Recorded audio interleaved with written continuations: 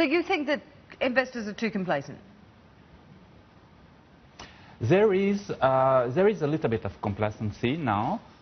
What we are observing is that, well, volatility is at extremely low level.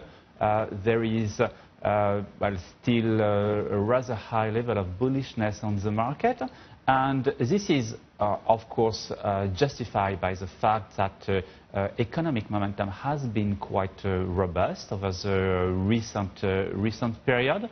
But if we take a little bit long-term view, let's say, what the next 12 months are going to be, we need to ask ourselves some question on the sustainability of the US cycle, on how much earnings growth we are going to get from the tax reform in the US, for instance.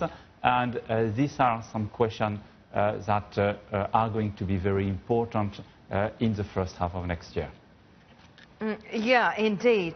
Now, Frank, when you look over the Asian markets in total, it appears that they are not quite as strong as what we're seeing in the States.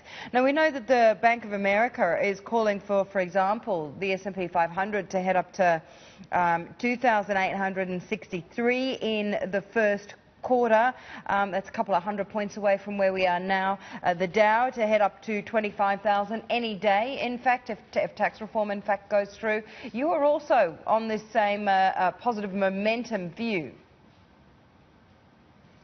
Well, the view that we have on the S&P 500 is that at that level it is a little bit overvalued. We are actually expecting to see some pullback over the next 12 months on the S&P 500, and we have a very simple strategy on the equity side, if I can say, is we prefer the non-US equity because we are expecting some catch-up in the earnings coming from Europe, coming from Asia, coming from Japan.